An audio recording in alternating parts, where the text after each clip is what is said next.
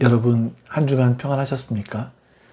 오늘도 예배 자리에 오신 여러분들을 주님의 이름으로 환영합니다. 우리 이 시간에 신앙 고백하심으로 하나님 앞에 예배 드리겠습니다.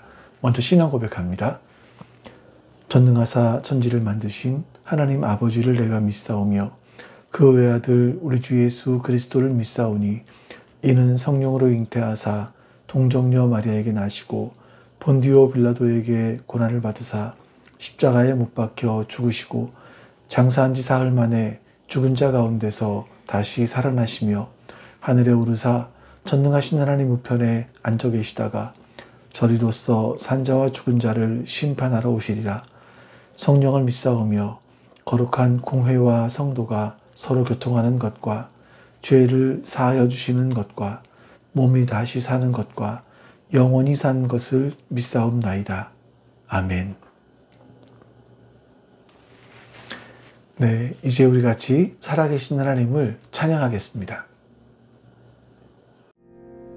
주의 사랑 항상 내 곁에 머무시네. 나 주님을 모른다 하여도 주의 사랑 또 나를 믿어주시네. 나 주님을 모른다 하여도 주의 사랑 항상 내 곁에 머무시네. 주님만이 피난처 되시네. 주의 사랑 또 나를 믿어주시네. 주님만이 내 소망 되시네. 고백합니다. 주를 사랑합니다.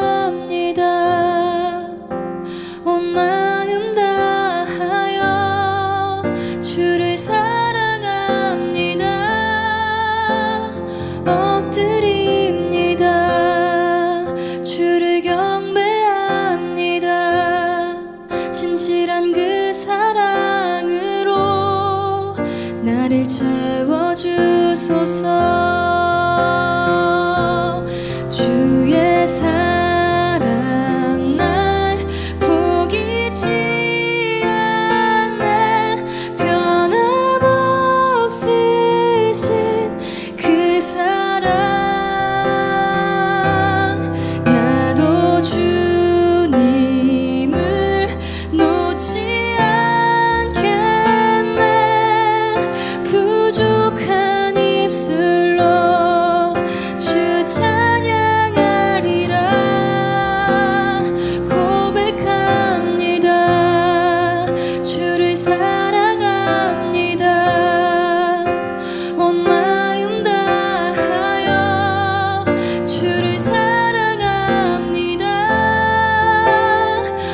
엎드립니다. 주를 경배합니다. 신실한 그 사랑으로 나를 채워주소서.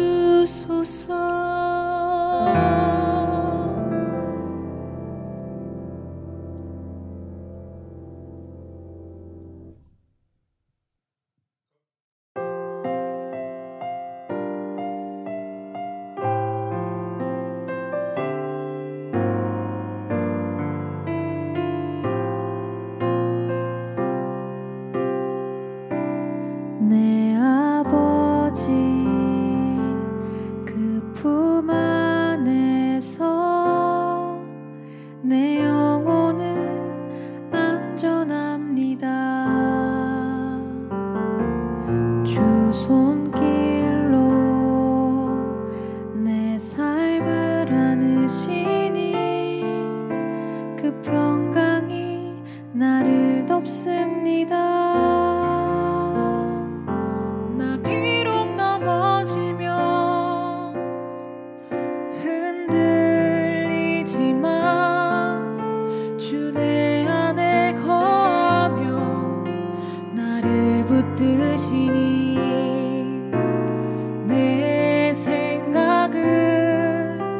주께로 돌리고 주시는 평강의 옷을 입습니다.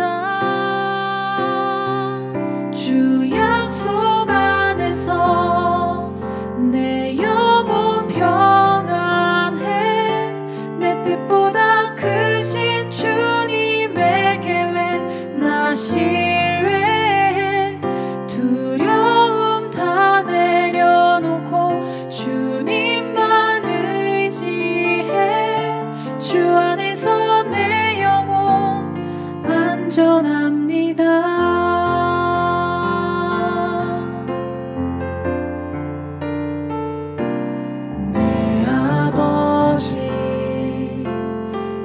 품 안에서 내 영혼은 안전합니다. 주 손길로 내 삶을 안으시니 그 평강이 나를 덮습니다. 나 비록 넘어지면 흔들리지만 주 내 안에 거하며 나를 붙드시니 내 생각을 주께로 돌리고 주시는 평강의 옷을 입습니다. 주 약속 안에서 영혼 평안해. 내 뜻보다 크신 주님의 계획 나 신뢰해. 두려움 다 내려놓고 주님만 의지해. 주 안에서 내 영혼 안전합니다. 주 약속 안에서 내 영혼 평안해. 내 뜻보다 크신 주님의 계획 나 신뢰해. 두려움 다 내려놓고 주님만 의지해. 주 안에서 내 영혼 안전합니다. 주 약속 안에서 영혼 평안해. 내 뜻보다 크신 주님의 계획 나 신뢰해. 두려움 다 내려놓고 주님만 의지해. 주 안에서 내 영혼 안전합니다. 두려움 다 내려놓고 주님만 의지해. 주 안에서 내 영혼 안전합니다.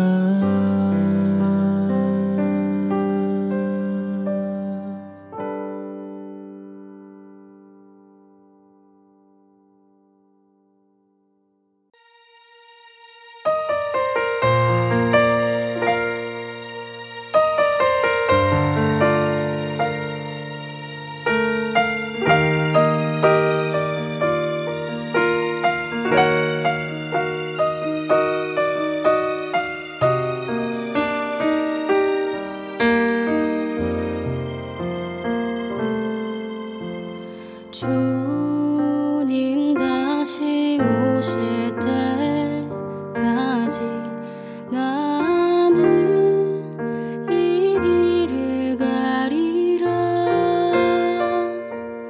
좁은 문 좁은 길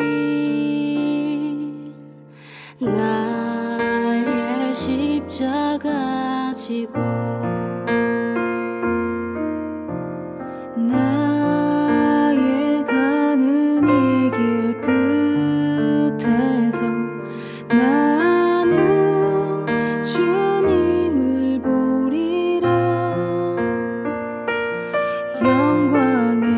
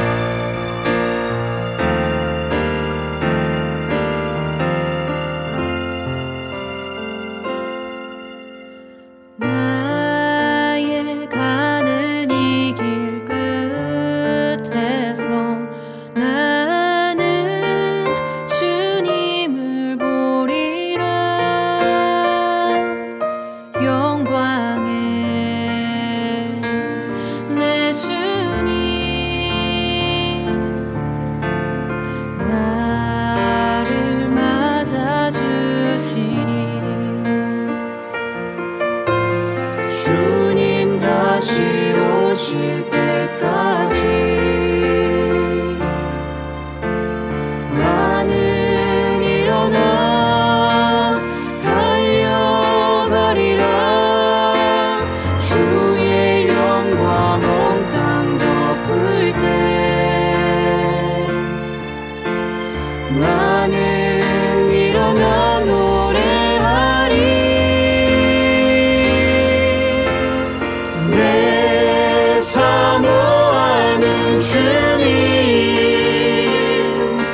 온 세상 구주시라. 내 사모하는 주님 영광의 왕이시라. 마라나타 아멘. 주 예수여 오시옵소서. 마라나타 마라나타 아멘. 주 예수여 오시옵소서. 마라나타 마라나타 아멘. 주 예수여 오시옵소서. 마라나타 마라나타 아멘. 주 예수여 오시옵소서. 마라나타 마라나타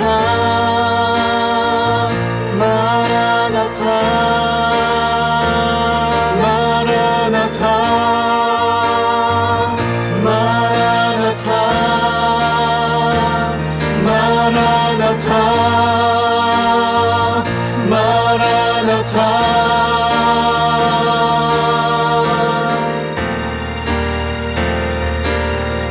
아멘. 주 예수여 오시옵소서.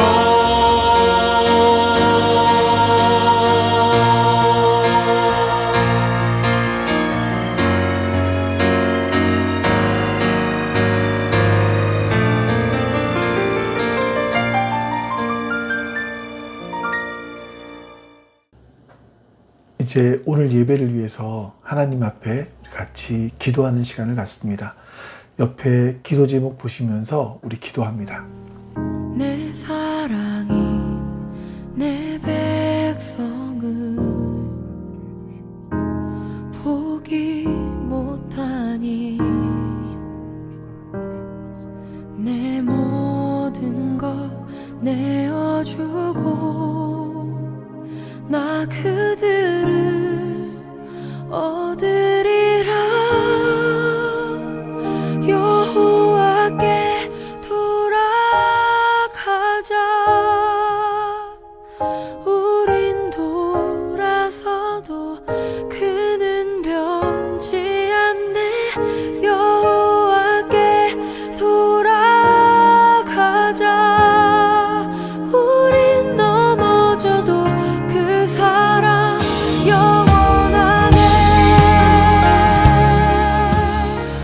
아버지 하나님, 오늘도 우리의 마음을 다해서 우리의 온 힘을 다해서 주님 앞으로 나왔습니다. 주님, 우리의 예배를 받아주시옵소서. 우리가 마음을 다하여 주 앞에 드리는 이 예배, 주님 기쁘게 받아주시옵소서.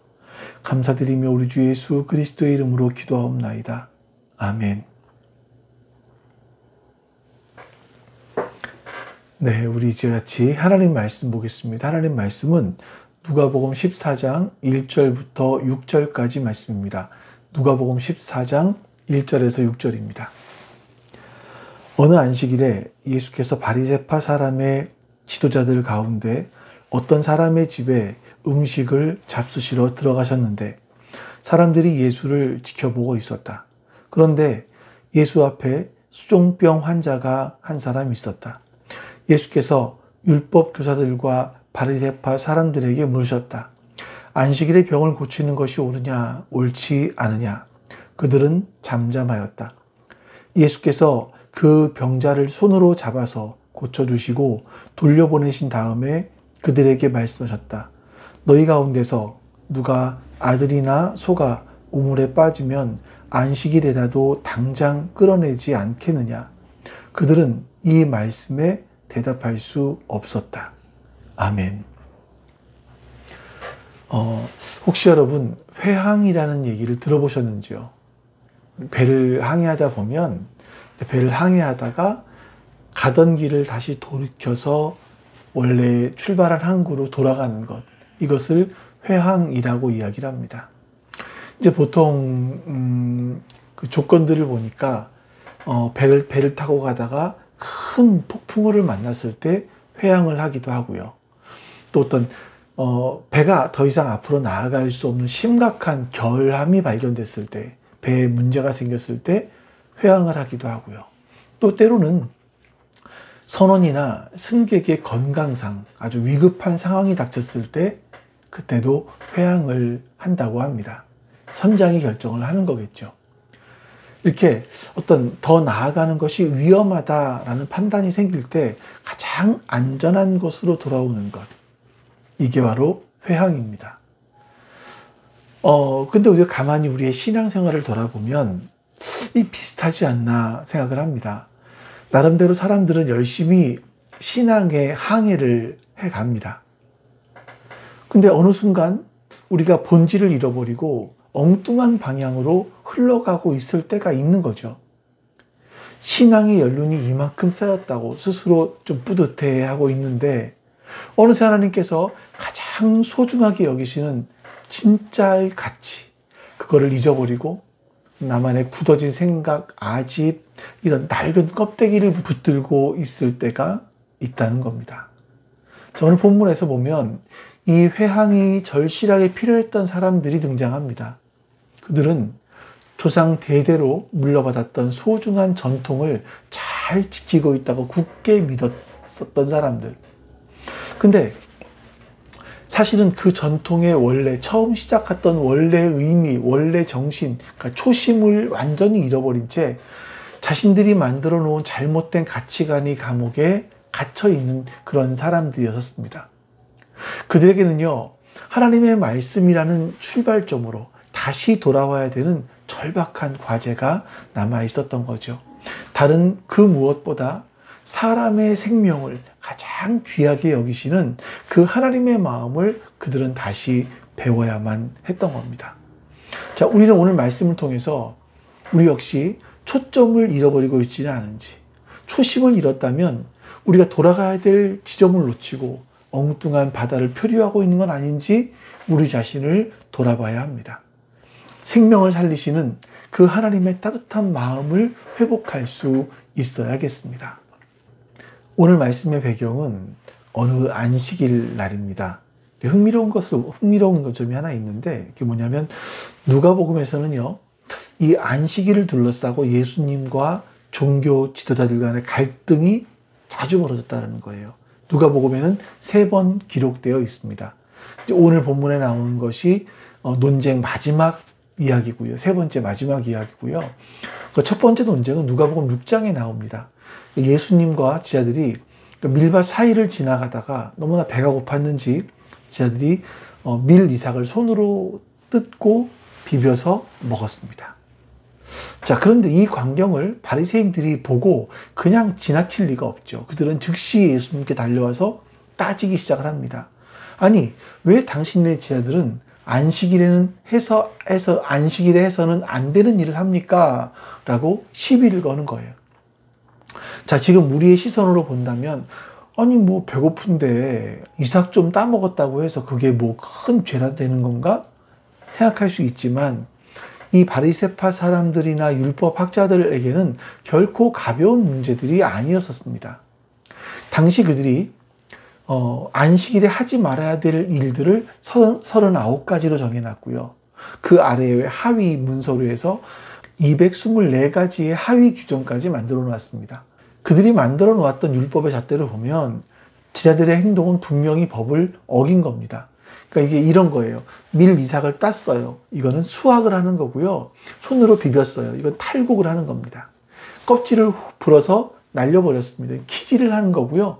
그 알맹이를 먹었습니다. 그럼 요리를 하는 겁니다. 그러니까 배가 고파서 무심코한 행동인데 이 네 가지 법률을 어긴, 그러니까 중대한 범죄를 지은 그런 행동이 되어버린 거죠.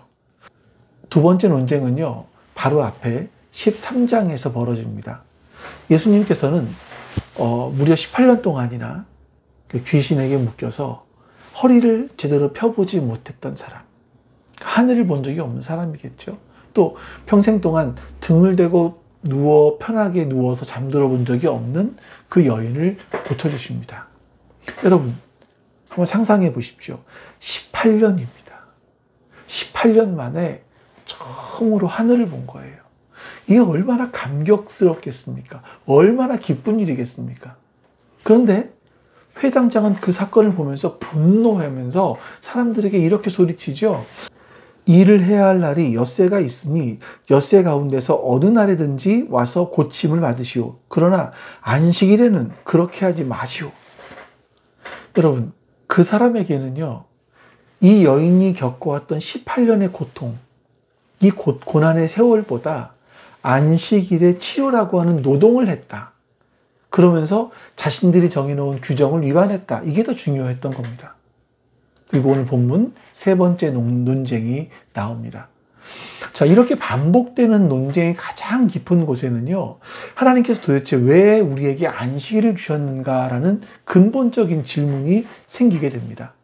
만약에 우리가 하나님께서 우리에게 안식일을 주신 것에 대한 바른 이해가 없다면 우리 역시 오늘 말씀에 나오는 바리새인들처럼 또 율법학자들처럼 복음의 정신을 잃어버리고 다른 타인을 향해서 율법의 칼날을 휘두르는 비극에 빠질 위험성이 충분히 있다는 것을 기억하셔야만 합니다. 자, 그럼 여러분, 안식일의 본질이 뭘까요? 성경을 보면 안식일에 대해서 두 가지 의미를 담은 큰 그림을 하나님께서 우리에게 보여주십니다. 첫 번째 그림은 10계명에 처음 등장하는 출애굽기 20장에 나옵니다. 출애굽기 20장 8절부터 11절 말씀을 볼게요. 안식일을 기억하여 그 날을 거룩하게 지켜라. 너희는 엿새 동안 모든 일을 힘써하여라. 그러나 이른 날은 주 너희 하나님의 안식일이니 너희는 어떤 일도 해서는 안 된다. 너희나 너희의 아들이나 딸이나 너희의 남종이나 여종만이 아니라 너희 집 짐승이나 너희의 집에 머무르는 나그네라도 일을 해서는 안 된다. 내가 엿새 동안 하늘과 땅과 바다와 그 안에 있는 모든 것을 만들고 이른 날에는 쉬었기 때문이다. 그러므로 나 주가 안식일을 복주고 그날을 거룩하게 하였다. 아멘. 하나님께서 엿새 동안 세상을 창조하시고 7번째 되는 날 쉬셨기 때문에 우리도 그날을 기억하면서 쉬라 이렇게 말씀하시는 거예요. 그러니까 이것은 단순하게 6일은 일하고 7일째는 무조건 쉬어라. 6일 동안 일하고 6대1 법칙 이거를 의미하는 것이 아닙니다. 하나님께서 엿새 동안 창조하신 것을 마치시고 나서 보시기에 참 좋았더라 하면서 감탄하십니다. 그러니까 하나님이 창조하신 세상은 완벽했다라는 거예요. 사람들이 더 이상 하나님의 창조는요, 그 어느 누구도 더 이상 손댈 것이 하나도 없는 완벽한 작품이었다라는 의미가 있는 거죠. 그래서 우리가 안식일에는 하던 일을 모두 멈추고 쉽니다. 그 이유가 뭐냐면 하나님께서 만드신 이 세상은 정말 완벽합니다. 제가 이 완벽한 창조의 세계 속에서 더 보탤 것이 없습니다 라고 고백하는 믿음의 행위였다라는 거예요. 자, 그럼 여러분 반대로 봤을 때 우리가 안식일에 일을 한다는 건 뭐겠습니까? 하나님, 좀 뭔가 부족합니다. 제가 좀 더 보태야지만 세상이 완성될 것 같습니다. 이렇게 말하는 교만한 불신앙의 표현이라고 할 수 있겠죠. 신약 시대로 와서는요, 우리가 예수님께서 부활하신 이후에는 안식 후 첫날을 주일로 지키죠. 그래서 이 날을 주의 날이라고 부릅니다. 이 날은요, 7째 날이 아닌 8째 날입니다. 여덟째 날은요, 이전과는 완전히 다시 새로운 창조, 새로운 시작이 되었다라는 것을 의미하는 겁니다. 자, 그런데 십계명은요, 이 출애굽기에만 나오는 것이 아닙니다. 신명기 5장에도 한 번 더 나오는데요. 자, 신명기에서는 안식일을 지켜야 되는 이유를 조금 다른 각도에서 조명을 합니다. 신명기 5장 13에서 15절. 너희는 엿새 동안 모든 일을 힘써하여라. 그러나 일의 날은 주 너희 하나님의 안식일이니 너희는 어떤 일도 해서는 안 된다. 너나 너의 아들이나 딸이나 너희의 남종이나 여종뿐만 아니라 너희의 소나 낙이나 그 밖의 모든 집짐승이나 너희의 집안에 머무르는 식객이라도 일을 해서는 안 된다. 너희의 남종이나 여종도 너와 똑같이 쉬게 하여야 한다. 너희는 기억하여라. 너희가 이집트 땅에서 종살이를 하고 있을 때에 주 너희의 하나님이 강한 손과 편팔로 너희를 거기에서 이끌어내었으므로 주 너희의 하나님이 너에게 안식일을 지키라고 명한다. 앞의 말씀과 앞부분은 또 동일합니다. 어디가 다르냐면, 어디서부터 다르냐면, 너희의 남종이나 여종도 너와 똑같이 쉬게 해야 된다. 이 말씀부터 앞에 출애굽기 말씀과는 다릅니다. 그러니까 출애굽기는 천지를 창조하신 분이 하나님이시기 때문에 우리가 안식일을 지키는 거예요. 그 세상은 완전했기 때문에. 신명기에 가보면 출애굽 사건, 즉 구원의 은혜 때문에 안식일을 지키라 이렇게 말씀하고 있는 겁니다. 애굽에서 노예로 신음하던 너희들을 내가 건져내어서 자유를 주었다. 그러니 너희는 그것을 기억하면서 안식해라 말씀하시는 거죠. 그래서 너의 남종이나 내 여종도 너와 똑같이 쉬게 해야 된다 라고 말씀하시는 거예요. 그러니까 너희도 과거에 고통받는 종이었으니 이제 너희 아래에 있는 종들도 똑같이 쉼의 은혜를 베풀어라 말씀하시는 거죠. 이렇게 표현할 수 있습니다. 출애굽기의 안식일은 멈춤이에요. 일을 하면 안 되는 거예요. 근데 이제 신명기에서 말씀하고 있는 안식은 이 멈춤을 넘어서서 쉼, 해방, 생명 존중 이 의미로 더 넓게 확장되었다는 것을 우리가 알 수 있습니다. 다시 정리해보면 하나님께서는요 천지 만물을 창조하시고 쉬셨습니다.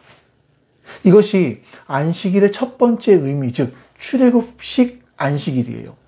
하나님의 완벽한 창조 세계 안에 모든 피조물들은 평화롭게 안식을 누릴 수 있게 되는 거죠.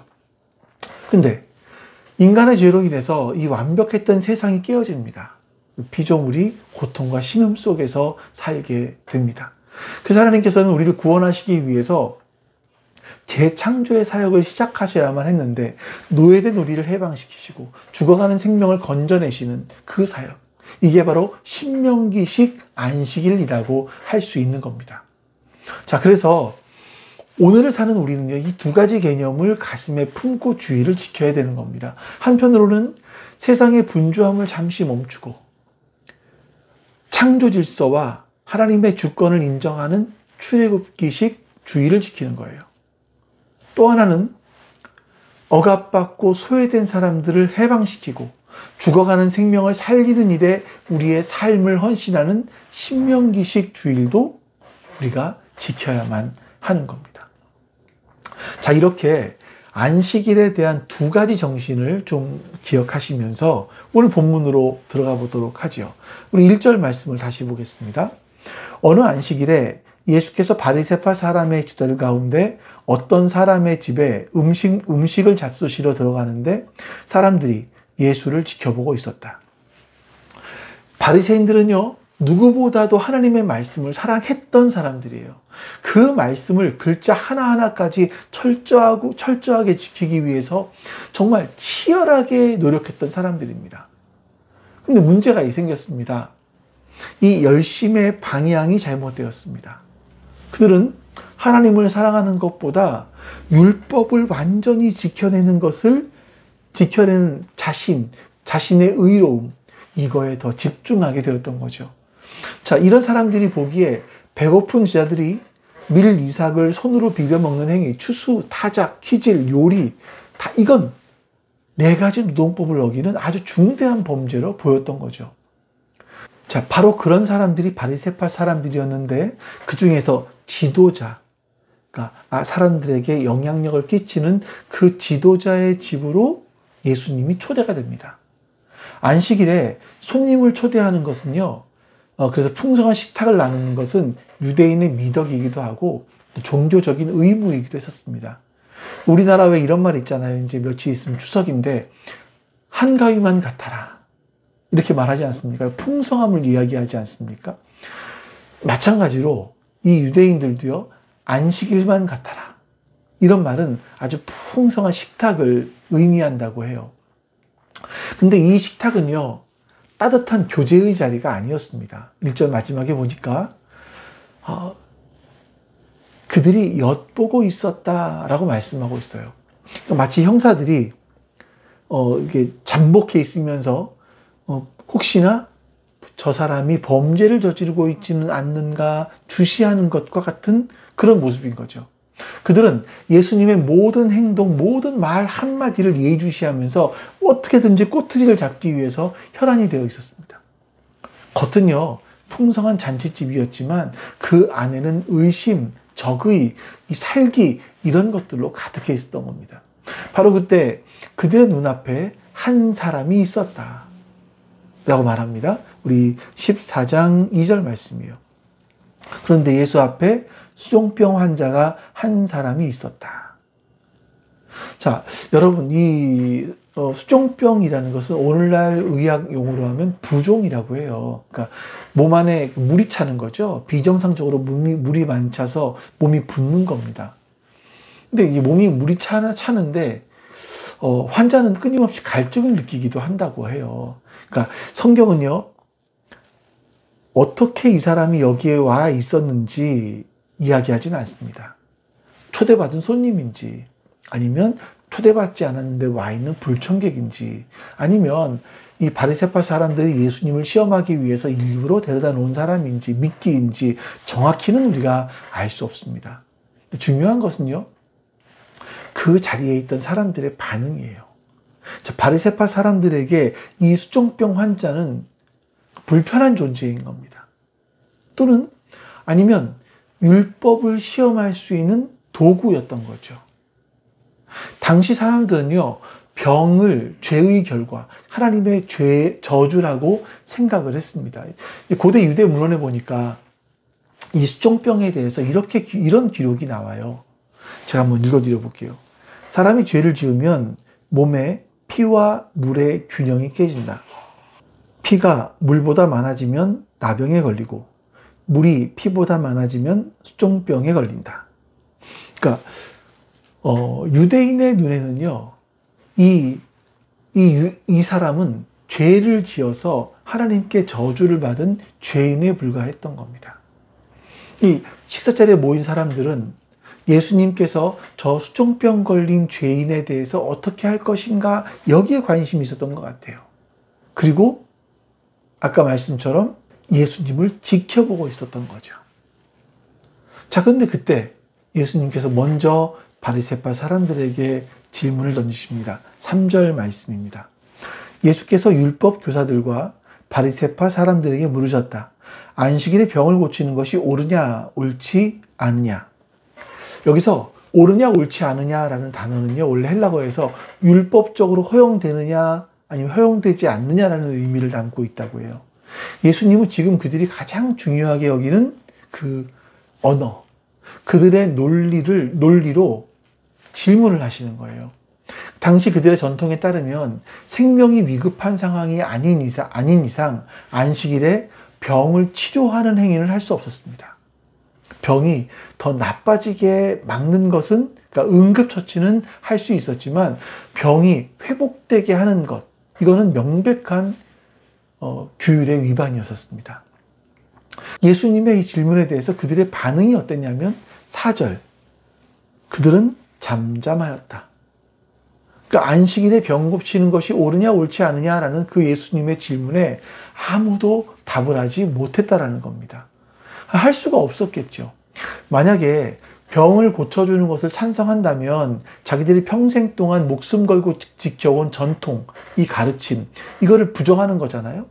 근데 반대하자니 지금 자기들 눈앞에서 죽어가는 저 사람을 외면하는 아주 비정하고 매정한 인간이라고 비난을 들을 수 있기 때문입니다.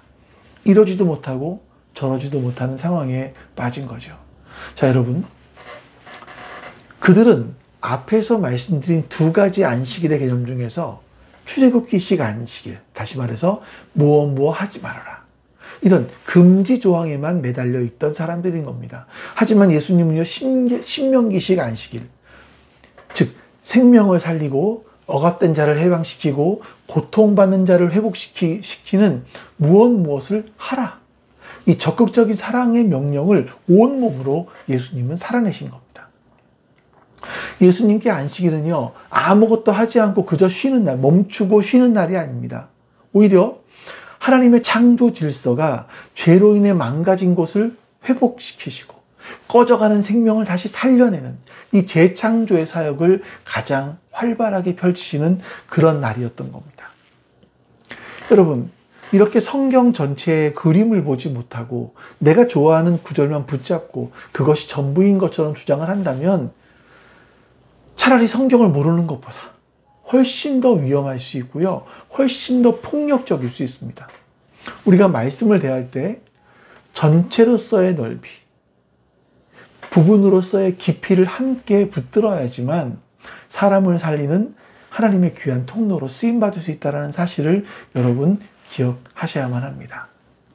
자, 그들의 침묵 속에서 또 예수님은 이런 행동을 하십니다. 4절과 5절. 그들은 잠잠하였다. 예수께서 그 병자를 손으로 잡아서 고쳐주시고 돌려보내신 다음에 그들에게 말씀하셨다. 너희 가운데서 누가 아들이나 소가 우물에 빠지면 안식일에라도 당장 끌어내지 않겠느냐.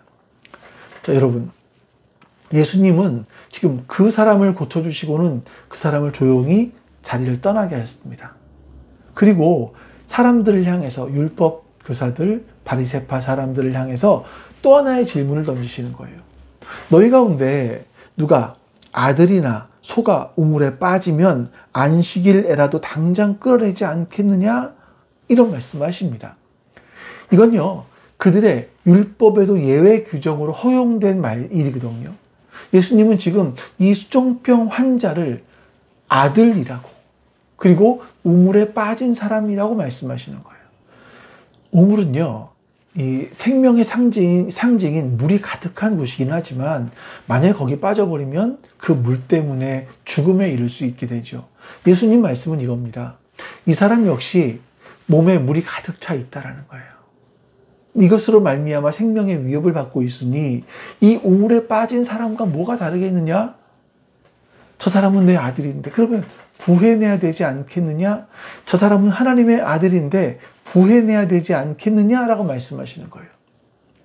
이 논리와 이 행동 앞에서 사람들은 또 할 말을 잃었습니다. 6절 말씀입니다. 그들은 이 말씀에 대답할 수 없었다. 여러분, 여기서 대답할 수 없었다라는 것은 단순하게 입을 다물었다라는 뜻이 아니라 그걸 넘어서서 반박할 힘을 완전히 상실했다, 이런 의미를 가지고 있습니다. 여러분, 이 사건의 핵심이 뭐라고 생각을 하십니까? 여기 한 생명을 대하는 두 가지의 다른 태도입니다. 이 바리새인들은요, 수종병에 걸린 이 사람을 하나님의 형상을 가진 하나님의 백성이라고 하는 사실을 자신들의 마음에서 지워버립니다. 그리고 저 사람은 저주받은 죄인이니 고통당해 마땅하다, 죽어도 마땅하다, 이런 생각을 하고 있던 거예요. 자신들의 식탁에, 자신들의 거룩한 안식일 식탁에 어울리지 않는 불결한 존재다, 이런 거죠. 그러니까 자신들이 정해놓은 의로운 사람에서 그의 이름을 지워버린 겁니다. 근데 예수님은 정반대로 하시는 거예요. 그를 예수님의 생각에서 지워버리시는 대신에 그의 고통을 끌어안으십니다. 그리고 그를 품어주셨어요. 그를 문제 삼는 대신에 그 문제를 해결해 주셨습니다. 예수님의 손을 내밀어서 그를 고쳐주시고 그의 무너진 삶을 다시 일으켜 세워주셨습니다. 근데 우리 잘 생각을 해보면 우리 안에 이 바리새인과 같은 모습이 있다라는 말이에요. 우리는 어떤 사람 보면서 아유 저 사람은 뭐 이제 끝났어. 저 사람은 싹수가 노래. 정말 저런 사람은 상종하기도 싫어. 이렇게 생각하면서 내 마음속에서 어떤 사람을 지워버리는 그런 경험을 여러분도 하셨을 겁니다. 우리는 분명히 기억해야 되는 거예요. 우리에게는요, 다른 사람을 함부로 지울 자격이 없습니다. 왜냐하면 우리가 믿는 하나님이 사람을 지우는 분이 아니시기 때문에 그래요. 예수님은 오히려, 하나님께서는 오히려 당신의 손바닥에 우리의 이름을 새기신다라고 말씀하세요. 이사야서 우리 말씀 하나 볼까요? 보아라, 예루살렘아, 내가 너의 이름을 내 손바닥에 새겼고 내 성벽을 늘 지켜보고 있다. 하나님은 이스라엘의 이름을 손바닥에 새기는 분이시다 말씀하세요. 하나님은요, 하나님 당신을 향해서 반항하고 하나님을 외면하는 사람조차 결코 지우지 않으십니다. 아무리 작고 보잘것없어 보이는 그런 인생이라 할지라도 포기하지 않으십니다. 오히려 그런 상처 입고 연약한 사람일수록 당신의 손바닥에 더욱 뚜렷하게 그 이름을 새기시는 분이 바로 하나님이십니다. 만약에 하나님께서 사람을 지우시는 분이셨다면 솔직히 여러분, 이 자리에 여러분과 제가 있을 수 있었겠습니까? 1순위로 지워지지 않았겠습니까? 만약에 오늘 본문의 율법 교사들과 바리새파 사람들이 이 수종병 환자를 마음에서 지우려고 하지 않고 품었다면 그들은 지금 우리에게까지도 하나님의 아름다운 백성의 모델로 남아있지 않을까 하는 생각이 듭니다. 여러분, 구약의 요나를 잘 아시죠? 요나 선지자는 아수르의 수도 니느웨 사람들이 너무나 악독했기 때문에 멸망받아서 마땅하다라고 생각을 했습니다. 그들을 요나의 마음속에서는 지워버린 거예요. 그래서 하나님의 명령을 피해서 도망을 갑니다. 근데 마지 못해서 말씀을 전하기는 하지만 사실 속으로는요, 그들이 회개하지 않기를 바랬어요. 멸망하기를 은근히 바랬습니다. 자, 그런 요나에게 하나님께서 박넝쿨 교훈을 통해서 이렇게 말씀을 하십니다. 주님께서 말씀하셨다. 내가 수고하지도 않았고 내가 키운 것도 아니며 그저 하룻밤 사이에 자라났다가 하룻밤 사이에 죽어버린 이 식물을 내가 그처럼 아까워하는데 하물며 좌우를 가릴 줄 모르는 사람들이 12만 명도 더 되고 짐승들도 수없이 많은 이 큰 성읍 니느웨를 어찌 내가 아끼지 않겠느냐. 요나는 니느웨 백성들을 마음에서 지웠지만 하나님께서는 지우신 것이 아니라 그들을 아끼셨다라고 말씀하십니다. 심판하신 것이 아니라 품으셨다라고 말씀해요. 이게 십자가 사랑입니다.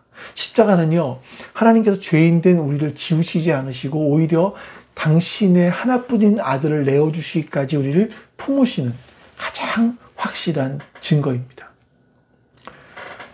이제 말씀을 정리해 보겠습니다. 오늘 우리는 안식일의 식사 자리에 계신 예수님의 모습을 한번 같이 살펴봤습니다. 그곳에는요, 지키는 것에만 집착했던 나머지 생명을 외면했던 바리새파 사람들, 율법 교사들이 있었습니다. 그리고 그 한가운데에는요, 살리는 것이야말로 율법의 진정한 본질이다라고 선포하시는, 품어주시는 그 예수님이 계십니다. 오늘 우리는요, 우리 자신을 향해서 다시 한번 질문을 해봤으면 좋겠어요. 첫 번째로, 우리의 신앙이, 우리의 열심이, 우리의 헌신이 과연 사람을 살리는 방향으로 나아가고 있는가? 아니면 나의 의를 드러내는, 다른 사람을 판단하는 정죄의 도구가 되고 있는가? 하는 겁니다. 두 번째, 내 인생이 하나님 앞에서 과연 합당한가를 돌아보셔야 됩니다. 자, 우리가 드리는 예배, 우리가 바치는 헌금, 하는 봉사, 이 모든 것들이 하나님 보시기에 합당한 것이 되기 위해서는요, 그 중심에 생명을 귀중하게 여기는 그 마음이 있어야 됩니다. 긍휼의 마음이죠. 긍휼함이 빠진 종교 행위는요, 하나님 받지 않으십니다. 세 번째, 지금 내가 품어야 될 사람 가운데 혹시 내 마음속에서 지우고 있는 사람은 없는가? 한번 돌아보십시오. 어쩌면 가족일 수도 있고요, 직장 동료일 수도 있고, 혹은 교회 안의 어떤 성도일 수도 있습니다. 아우, 저 사람은 안 돼. 선을 그어버린 그 사람. 바로 그 사람이 오늘 주님께서 우리가 품어주기를 원하시는 그 수종병에 걸린 사람일 수도 있습니다. 여러분, 우리의 신앙이 더 이상 차가운 규칙의 감옥에 갇히지 않기를 바라요.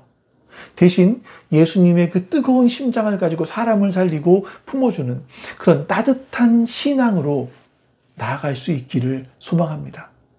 남은 한 주간 동안에 우리 주변에 있는 그 우물에 빠진 사람, 그런 사람을 외면하는 것이 아니라 기꺼이 손을 내밀어서 품어주는 사람, 건져주는 사람, 우리의 삶 자체가 하나님 보시기에 참 합당하고 아름다운 그런 복된 인생 될 수 있기를 주님의 이름으로 축원합니다. 우리 같이 이 시간에 오늘 말씀을 뼈대로 해서 또 하나님 앞에 같이 기도해 보겠습니다. 우리 기도합니다.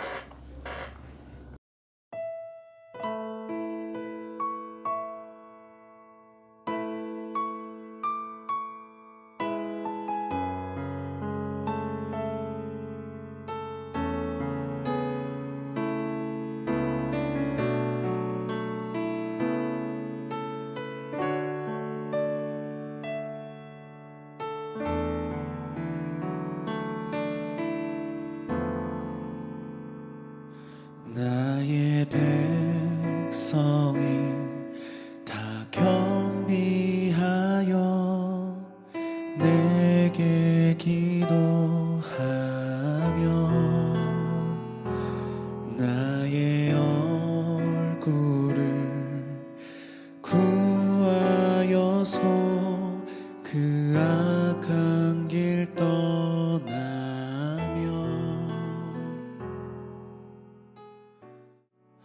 하늘에서 듣고 죄를 사하며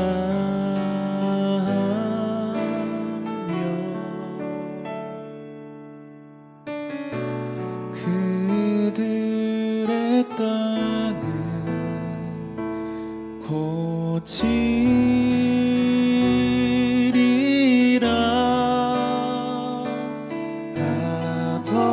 아버지여 고쳐주소서.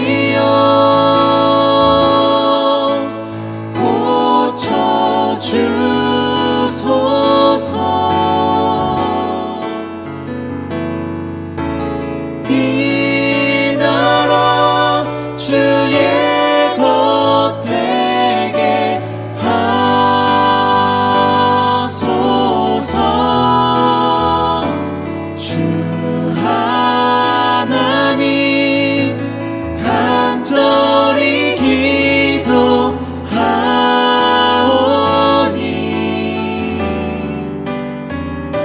상한 이 땅 새롭게 하소서.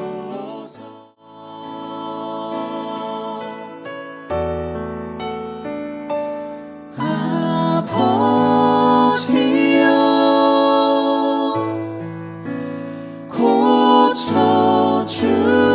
고쳐주소서.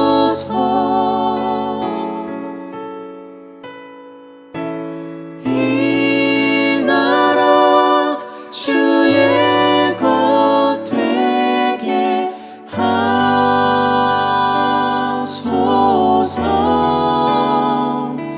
주 하나님 간절히 기도하오니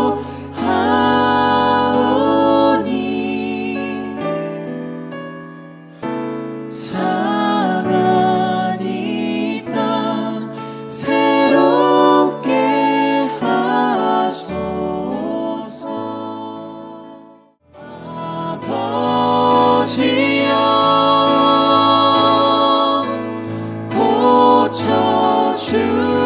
고쳐주소서. 이 나라 주의 것 되게 하소서.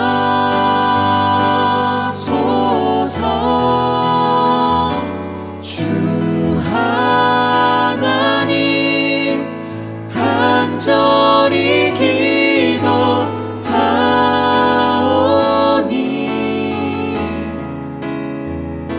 상한 이 땅 새롭게 하소서.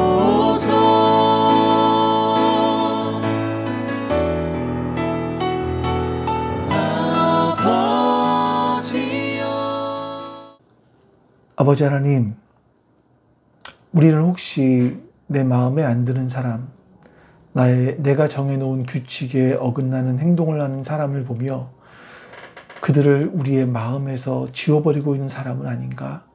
다시 한번 생각해 보게 해주시옵소서.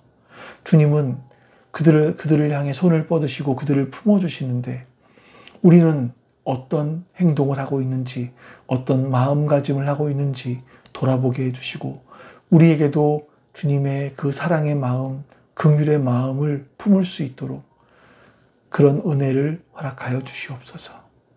주님께서 우리에게 어떤 긍휼을, 어떤 사랑을 베풀어 주셨는지 우리의 마음에 다시 한번 기억하게 해 주시옵소서. 그리고 이제 사랑하게 해 주시옵소서. 감사드리며 우리 주 예수 그리스도의 이름으로 기도하옵나이다. 아멘. 하늘에 계신 우리 아버지여, 이름이 거룩히 여김을 받으시오며 나라가 임하시오며 뜻이 하늘에서 이루어진 것 같이 땅에서도 이루어지이다. 오늘 우리에게 일용할 양식을 주시옵고 우리가 우리에게 죄 지은 자를 사하여 준 것 같이 우리 죄를 사하여 주시옵고 우리를 시험에 들게 하지 마시옵고 다만 악에서 구하시옵소서. 나라와 권세와 영광이 아버지께 영원히 있사옵나이다. 아멘.